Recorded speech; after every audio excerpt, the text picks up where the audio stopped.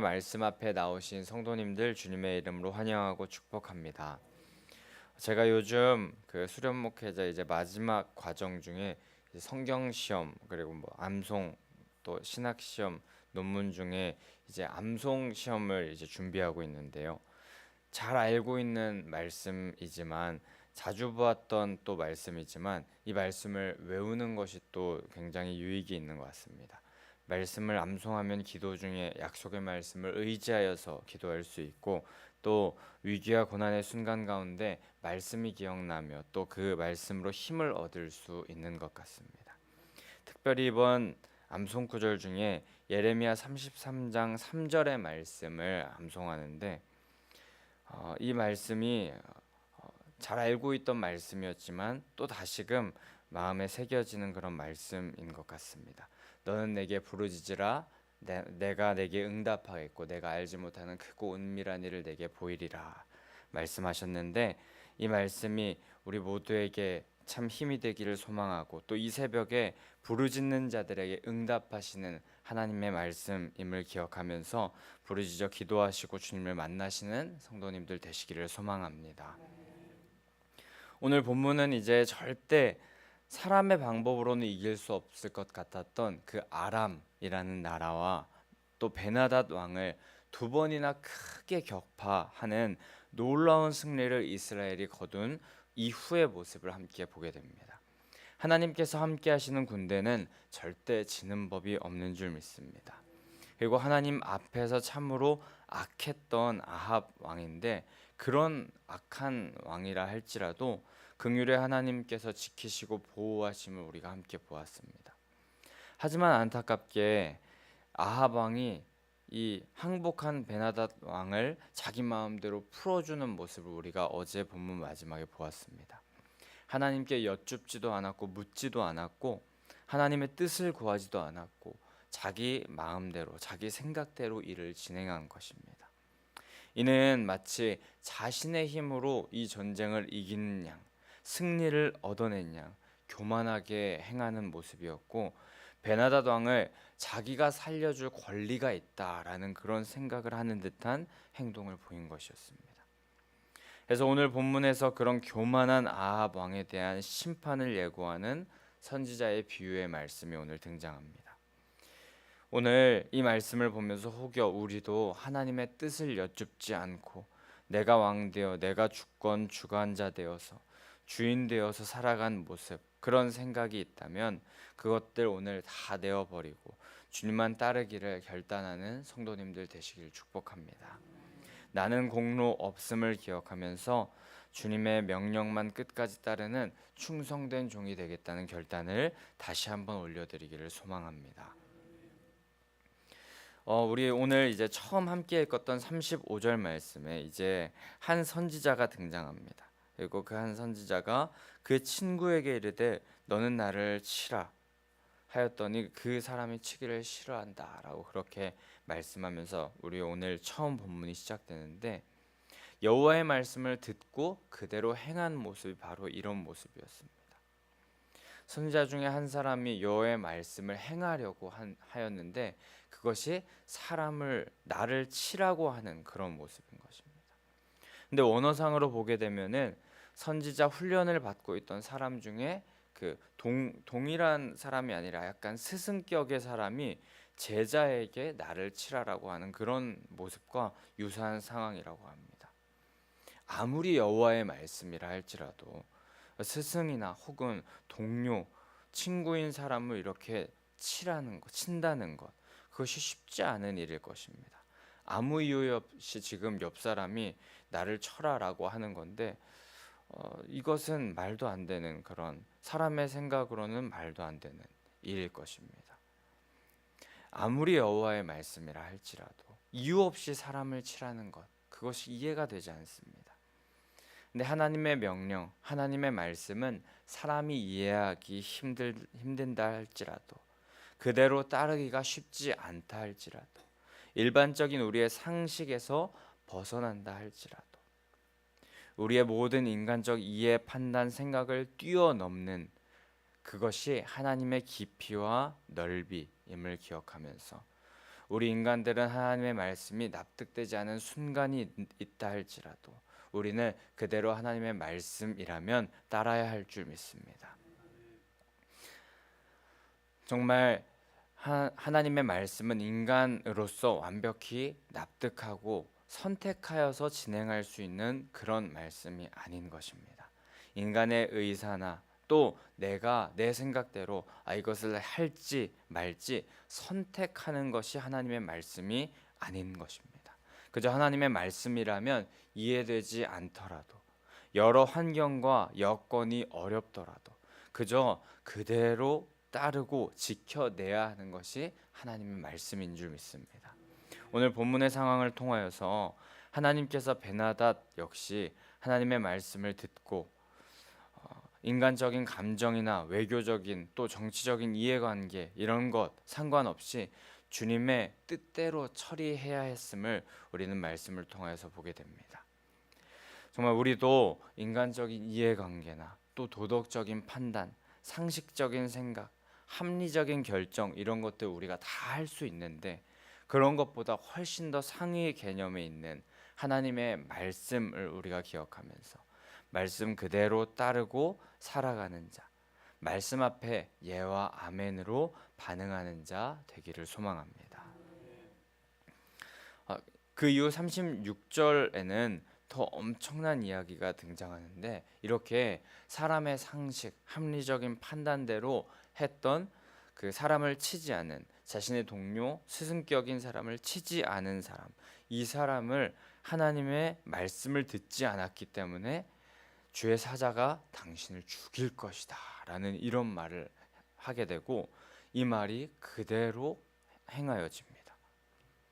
사람에게 폭력을 쓰라는 하나님의 말씀, 그리고 또 그 폭력을 쓰지 않고 그 폭력을 행하지 않았더니 그 말을 듣지 않았다고 사자를 만나 죽임을 당하게 되는, 정말 사람의 생각으로 35절 36절 말씀이 이해가 되지 않는 상황입니다. 하지만 하나님의 말씀을 지키는 것이 사회 규범을 파기하고 또 사람의 정을 깨뜨린다는 그런 생각을 하기 전에 우리는 무조건적으로 하나님의 말씀에 순종해야 하는 것입니다.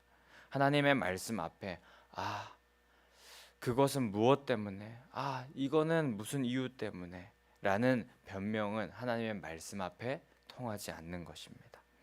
말씀 앞에는 아무것도 붙을 수 없습니다. 그저 묵묵히 말씀이라면 순종해야 하는 것입니다. 이 말씀을 무조건적으로 순종해야 한다는 것, 그것이 너무 강압적으로 들릴지 몰라도 말씀하시는 것에 대하여서는 다른 어떤 대안도 없다는 것을 우리 반드시 기억해야 합니다.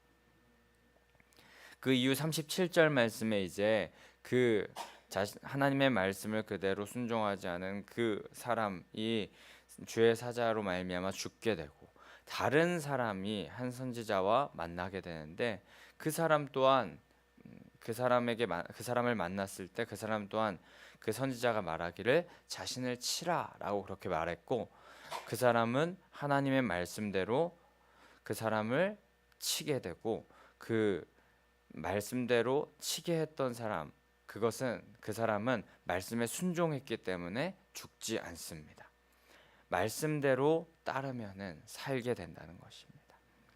그걸 그렇게 부상당할 정도로 매우 아플 정도로 상하게 될 정도로 치게 된 그런 이유가 그런데 분명히 있었는데 성경학자들은 이후에 아하방과 이제 이 선지자가 대면하게 될 텐데 그의 정체를 완벽히 숨기기 위하여서 상하게 됨으로 변장하게 되었다라고 그렇게 보는 사람이 있고 또 전쟁에서 갓 돌아와서 그렇게 전쟁에서 갔다 돌아오는 군사처럼 보이기 위함이라고 하는 그런 성경학자들도 있는데 결국에 이렇게 이 모든 일들이 하나님의 계획 아래 있었고 또 하나님의 큰 뜻이 다 있다는 것입니다. 그냥 이 모습을 보면서 우리는 크신 하나님의 계획이 있기 때문에 사람의 생각 이렇게 조금 넣지 말고 하나님의 계획을 신뢰하면서 말씀이라면 순종하며 따른다면 하나님께서 모든 상황을 선하게 인도하시고 이루신다는 것을 기억해야 할 것입니다. 근데 이렇게 이런 말씀을 보게 되면 또 하나님의 큰 그림이 이후에 있어서 순종하는 자들에게 그 하나님의 큰 그림이 하나하나 짜맞춰감을 보게 되면은 이 하나님의 말씀을 그대로 순종하기만 하면 되는 것, 이 얼마나 속편한 일인지 모르겠습니다. 그냥 매번 주님이 말씀하시는 것에 순종하고 그대로 따르게 된다면 주님께서 주시는 무조건적인 승리를 누릴 수 있는 인생을 살게 된다는 것입니다. 하지만 우리가 이 말씀을 보는 것과 같이 또 35절에 그 상하게 하라고 하는 그 말에 순종하지 않았던 그 사람처럼 우리의 생각을 내려놓기가 참 쉽지 않습니다. 자기를 부인하고 십자가를 진다는 것이 간단하지가 않은 것 같습니다. 하지만 이것을 우리 평생의 삶 가운데 연습하고 주님을 따르기를 결단하여서 결국에는 그 일을 해내야 할 줄 믿습니다.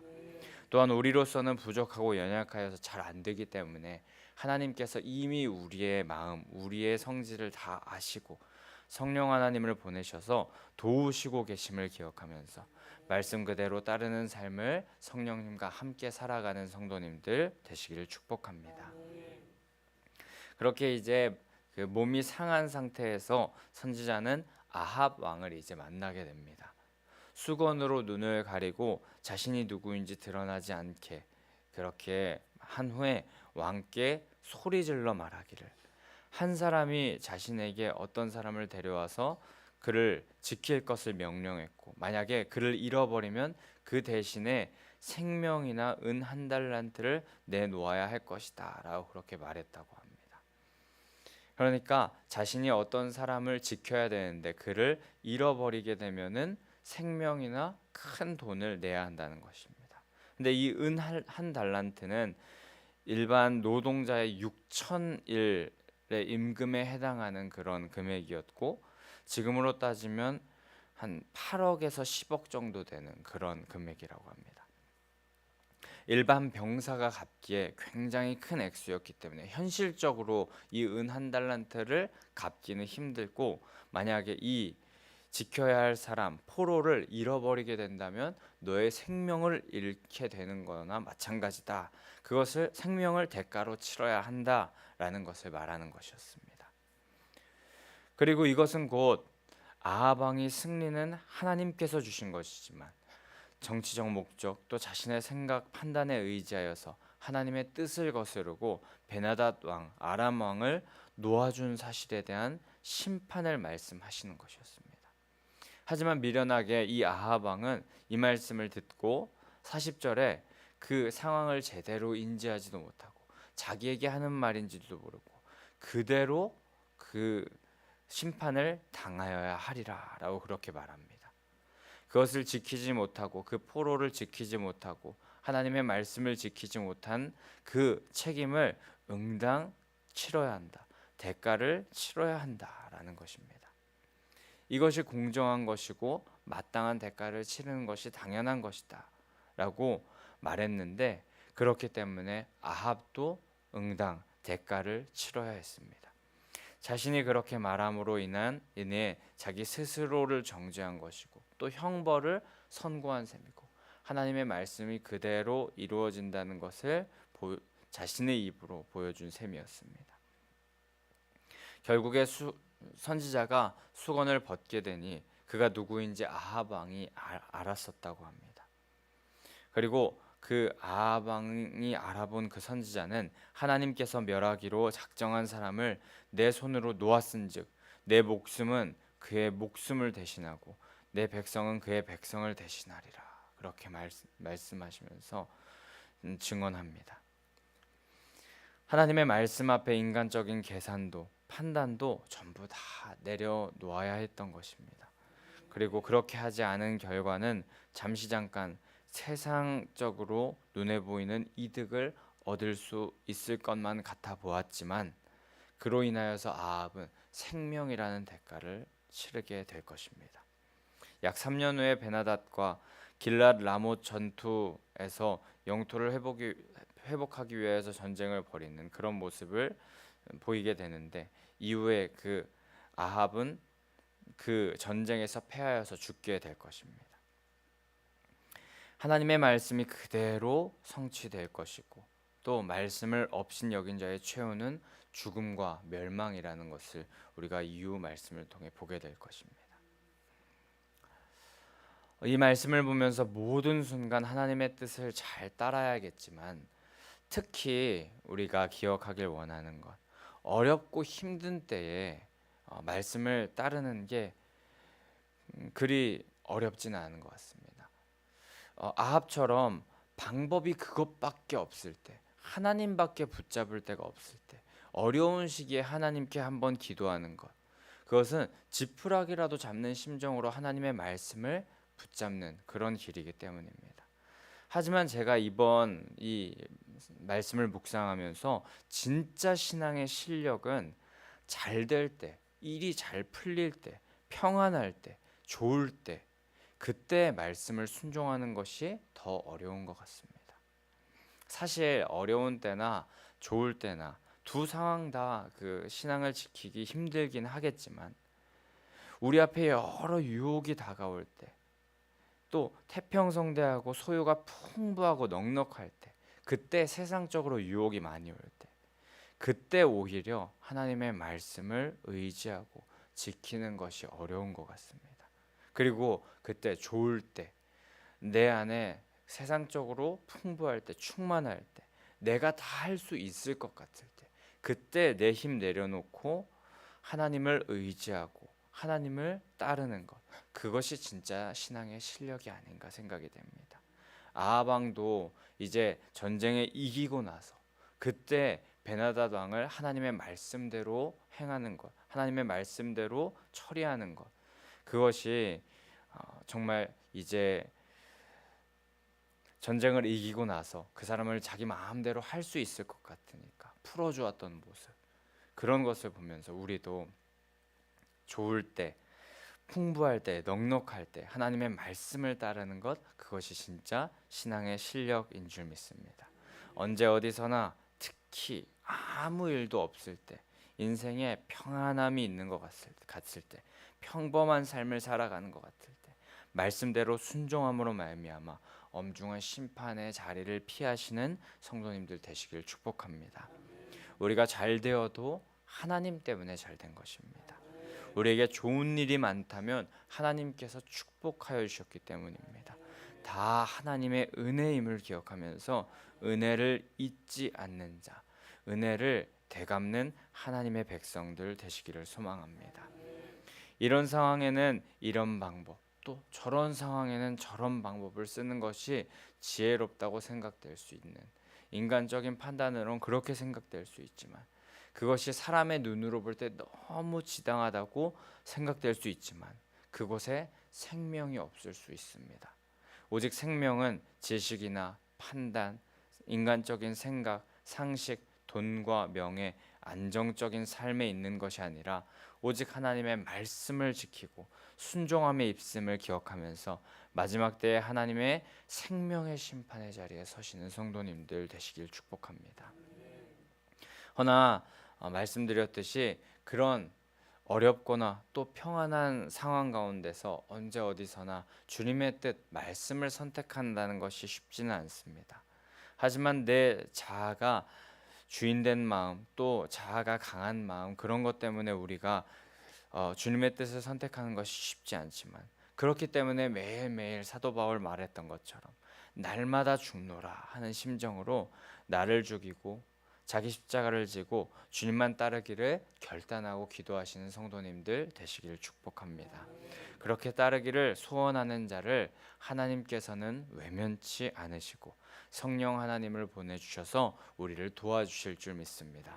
그리고 결국에 예수 그리스도의 부활의 승리를 우리 함께 모두 경험하게 하실 텐데, 여기 모인 모든 성도님들이 그 좁고 험한 길 같지만 생명이 있는 길을 선택하셔서 영원한 삶으로 나아가시는 귀한 삶 사시는 성도님들 되시기를 간절히 소망하고 축복합니다. 아멘. 우리 그럼 이 시간에 함께 523장